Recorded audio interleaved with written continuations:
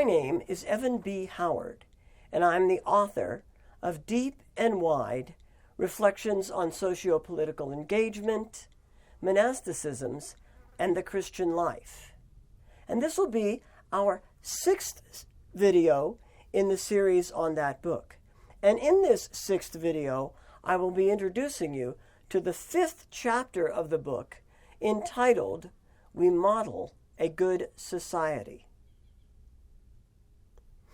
Before we built our house, this bigger addition that we added on to the little trailer that was on the property before we moved here, we built a barn for our chickens and goats.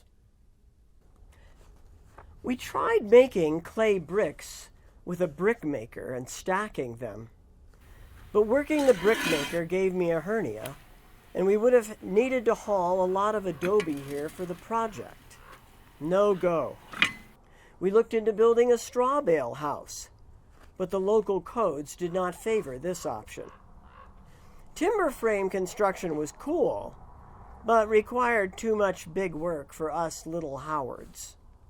So we experimented with stone, quarried from our property, and using mortar to help hold it together. It worked.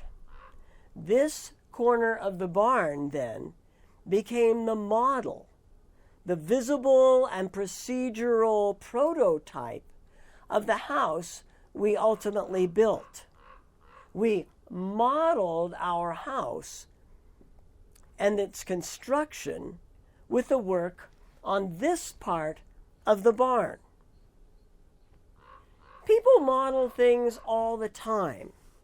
Engineers explore big, expensive machines by building smaller, less expensive prototypes. Corporations experiment with new internal structures by trying them out within small corners of the company, which, when they show promise, become models for the implementations of these structures on a bigger scale. And indeed, when we live attractive lives, we too become models for others who might want to try it out. I am convinced that one of the most important functions of monasteries and other kinds of religious communities, at their best, is that they model good society. They demonstrate that another way is possible. And believe me, modeling how to do society is definitely political.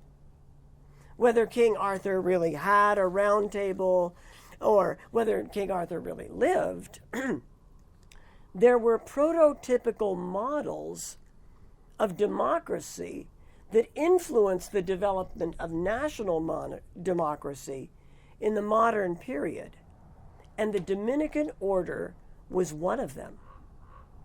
I'm further convinced that we are in need of authentic, creative models today, new monastic expressions. Now, in this chapter, I start with Jesus. You see, Jesus not only atoned for our sins through his death, but he also fostered an alternative culture through his life and his community of followers. When you get to this section, try to put yourself in the place of the people living in Jesus' time and place. Jesus did not live like the folks who surrounded him, the Romans, the Pharisees, the Zealots, etc. He lived a unique life, and he taught others to follow his way of life. You see, then I go from there to talk about forms of life and monastic forms of life, how religious orders explored lifestyles both distinct from the world and yet models for the world.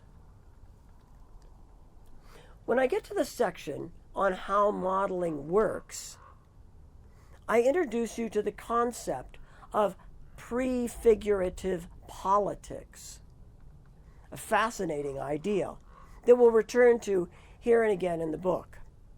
I tell the story of the community of Taizé and how they stumbled upon their life and ended up modeling the idea of reconciliation. And still, we can attend to our own life and the impact it may have on others.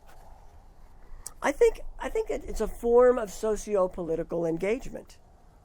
I close the chapter by talking about the monastic use of a rule of life, our practice for the chapter, and how something like this can help communities and individuals to clarify and organize our own socio-political engagement.